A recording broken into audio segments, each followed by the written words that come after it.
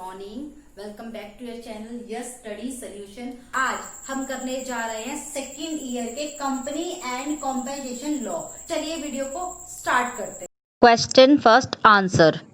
Lifting of corporate veil means in the eyes of law, company is separate legal entity from its members. The expectations of doctrine separate legal entity can be as follows. First, under statutory provisions. Second, under judicial provisions. करते हैं part first statutory provisions. First, establish the relationship of holding and subsidiary company.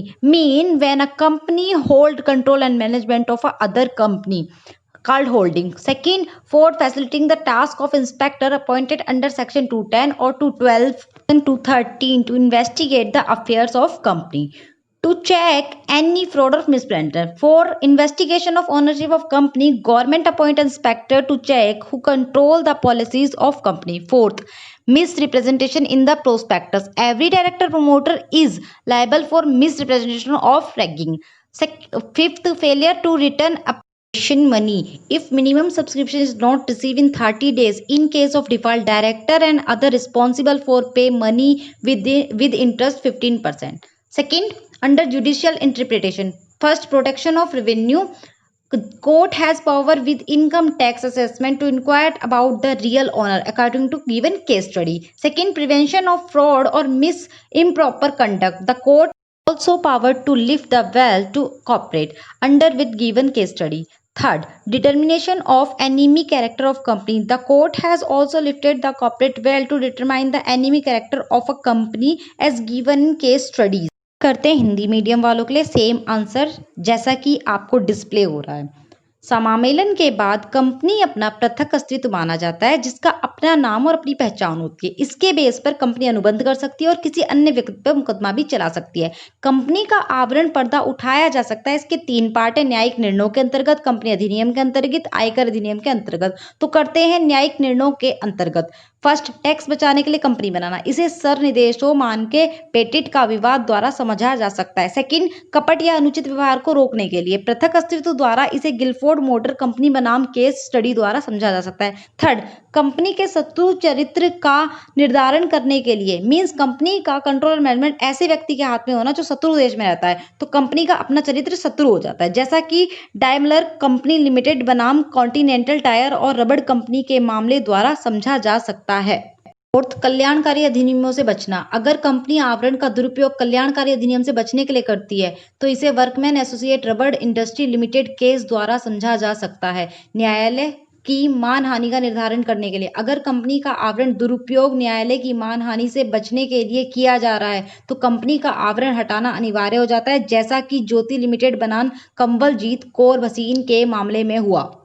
Company के सदस्यों के लिए प्रयासी या agent की तरह कार्य करना। यदि कंपनी अपने सदस्यों के लिए एजेंट की तरह कार्य करती है तो न्यायालय पर्दा हटा सकता है, जैसा कि Smith stone and night limited बनाम बर्मिंघम कॉर्पोरेशन के केस में हुआ।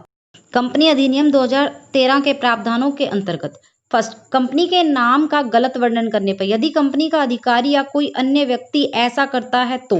सेकंड, प्रीविवरण में मिथ्यावरण, यदि यह सिद्ध हो जाए कि प्रीविवरण के प्रार्थियों को धोखा देने के उद्देश्य से जारी किया गया था। कंपनी के स्वामित्व की जांच के लिए, यदि सेंट्रल गवर्नमेंट किसी कंपनी के स्वामित्व की जांच करना आवश्यक समझे तो वह कंपनी की जांच करवा सकती है। फोर्थ, सूत्रधारी और सहायक कंपनियां। जब एक कंपनी दूसरी कंपनी का कंट्रोल एंड मैनेजमेंट करती है तो सूत्रधारी कंपनी मानी जाती है।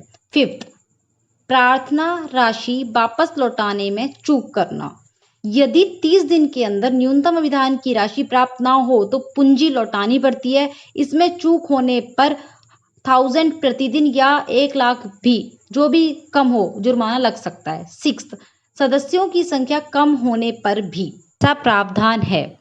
थर्ड, आयकर अधिनियम के आधार पर कंपनी के करों के भुगतान के लिए उस कंपनी के संचालक उत्तरदायी होते हैं। और इस तरह खत्म हुआ क्वेश्चन फर्स्ट। चलिए करते हैं क्वेश्चन 2 जैसा कि आपको डिस्प्ले हो रहा है। What is memorandum of association? Explain law relating to the alteration of object. इन दोनों लैंग्वेज में दिया हुआ है। चलिए स्टार्ट करते हैं इंग्लिश मीडियम वालों के लिए। Meaning, memorandum of association is a principal document No company registered without it. According to Section 256 of Company Act, Memorandum of Association as original framed or altered from time to time in pursuance of any previous company law of this act. पढ़ते हैं alteration of object. A company may alter by a special resolution and comply with the procedure specified in Section 13 and first the detail be prescribed in the respect of such resolution. Second, with regulation to be specified by SEBI. पढ़ते हैं procedure regarding change to object. First, the total money raised from public.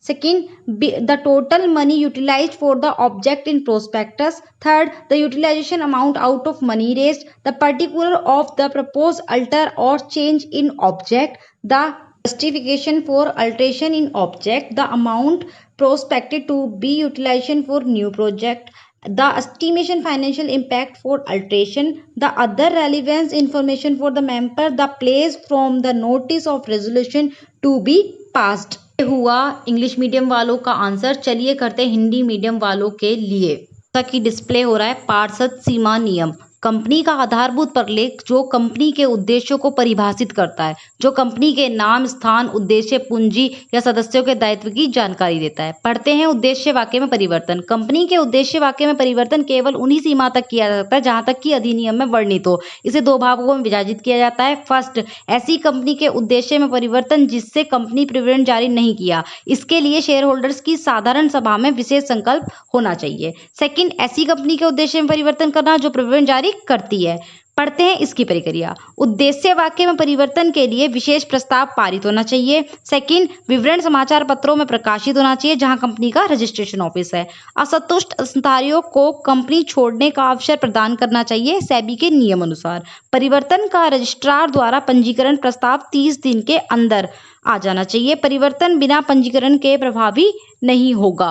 तरह complete हुआ हमारा second question. चलिए पढ़ते हैं third question. जैसा कि डिस्प्ले हो रहा है, write a note on independent director. पहले करते हैं इंग्लिश मीडियम वालों के लिए। Independent director, a director other than a managing director और a whole time director who in the opinion of board who is not a promoter, not related to promoter or director, not related to holding subsidiary or association or their promoter, neither himself nor his relative hold the position of key managerial or an employee, partner or a proprietor. Any legal or consulting firm hold together with his relative 2% or more total voting power. A chief of executive or non-director of a NPO possess a qualification as prescribed. पढ़ते हैं various main provision relating to independent director. First, minimum number of independent director in a case of listed public company is equal to 1/3 of total director. Minimum number of independent director in case of other company prescribed by CG.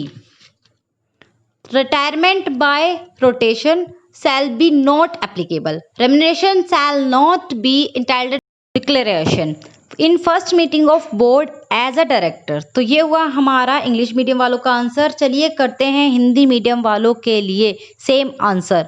स्वतंत्र संचालक, company का प्रबंधक या नामांकित संचालक जिसके पास पर्याप्त दक्षता व अनुभव हो, वह व्यक्ति या उसका सहयोगी सूत्रधारी कंपनी का प्रमोटर नहीं हो, वह व्यक्ति या उसका रिश्तेदार किसी भी कंपनी में आर्थिक हित न रखते हो, पिछले 3 वित्तीय वर्षों में किसी कंपनी का मुख्य प्रबंधन ना हो, या सूत्रधारी कंपनी से व्यवहार करने वाली संस्था का स्वामी या कर्मचारी ना हो, उसके पास अपने रिश्तेदारों सहित कुल वोटिंग पावर का 2% या अधिक भाग हो, वह व्यक्ति किसी एनपीओ में कार्यकारी अधिकारी हो, उस व्यक्ति के पास निर्धारित शैक्षिक योग्यता हो, इसकी घोषणा बोर्ड की फर्स्ट मीटिंग या फाइनेंशियल ईयर की फर्स्ट मीटिंग में हो, कंपनी और स्वतंत्र संचालक प्रावधानों का पालन करें। धारा 197 के अनुसार वह स्टॉक ऑप्शन के लिए अधिकारी नहीं होगा। स्वतंत्र संचालक 5 वर्ष लगातार मंडल में बना रह सकता है, जिसका वर्णन मंडल की रिपोर्ट में किया जाएगा। संचालक पर समाप्त होने के 3 वर्ष बाद वह पुनः नियुक्ति के योग्य होगा। इन पर पारी से अवकाश ग्रहण करने का नियम लागू नहीं होता। यह एक गैर कार्यकारी संचालक है जो प्रवर्तक या मुख्य कर्मचारी नहीं है। तो इस तरह से हमने किया क्वेश्चन 3। चलिए पढ़ते हैं question 4। Find employer and workman. पहले आंसर करते हैं इंग्लिश मीडियम वालों के लिए। Employer, as per section 21E, employer anybody of person, any managing agent, legal representative of deceased partner, any person whom service of workmen are let on hire by a person, a contractor, etc. बात करते हैं workman की। According to section 21D, workman any person who is railway servant, a master, seaman or other member of cruise ship, a captain or other member of aircraft, a driver, helper, mechanic, cleaner, etc. Worker abroad by a company. Such capacity specified schedule 2nd. It does not include a member for a armed force of union as per section 211. Person for casual nature not covered. Special schedule, a railway servant, etc. Person in clerical position in factory, not as a worker. ये हुआ English medium वालों का answer. चलिए करते हैं same answer for Hindi medium. नियोक्ता, नियोक्ता में निम्नलिखित शामिल है। व्यक्तियों का कोई समूह, नियोक्ता का मैनेजिंग एजेंट, किसी मृत नियोक्ता का रिश्तेदार, कोई अन्य श्रमिक जो सेवाएं देता है। एक निर्णय में सहकारी समिति को नियोक्ता माना गया जिसने कुछ कुलियों को माल ढोने के लिए नियुक्त किया था। रेलवे में रेलवे के मैनेजर को नियोक्ता माना जाएगा। पढ़ते हैं वर्कमैन। वर्कमैन को हिंदी में कर्मकार या कामगार कहते हैं जो नियोजकों द्वारा नियोजित किए जाते हैं। जैसे रेलवे अधिनियम 1890 में एक रेलवे सेवक को नियुक्त किया गया। अनुसूची 2 की किसी भी क्षमता जिसमें हो वो नियोजित व्यक्ति है। अधिनियम के प्रावधानों के अनुसार खाना पकाने की प्रक्रिया में होटल, रेस्तरां में बिजली, तरलीकृत पेट्रोल या गैस इत्यादि। मुआवजे का हकदार कर्मचारी, प्रत्येक कर्मचारी एक ठेकेदार को छोड़कर जो दुर्घटना में घायल हो मुआवजे का अधिकार है, जिसने अपने रोजगार के दौरान और उनके परिणाम स्वरूप उत्पन्न होने वाली दुर्घटना का सामना किया है, जैसे मौत, विकलांगता, अक्षमता। सेकंड, जिसने एक व्यावसायिक बीमारी के लिए अनुबंध किया है। तो इस तरह से खत्म हुआ हमारा क्वेश्चन नंबर 4 और ये असाइनमेंट भी। आप वीडियो को पॉज करके नोट कर सकते हैं। तो इस तरह से खत्म किया हमने अपना assignment company and compensation law का। इसमें 4 क्वेश्चन थे, मैंने चारों के चारों आप करवाए। आपको जो भी 2 ढंग से समझ आते हैं वो आपको कर दे रहे हैं। अब हम करेंगे सेकेंड ईयर के अकाउंट्स का सोल्यूशन, कंपनी या कॉर्पोरेट अकाउंट का सोल्यूशन। तो चैनल पर बने रहिए। जिन्होंने चैनल सब्सक्राइब नहीं किया, मैं दोबारा कह रही हूँ, चैनल को सब्सक्राइब कर दीजिए। बाकी मैंने मैथ्स की वीडियोस के लिंक डिस्क्रिप्शन में डाल दिए हैं, आप वहां से चेक कर लीजिए। Thank you, have a nice day.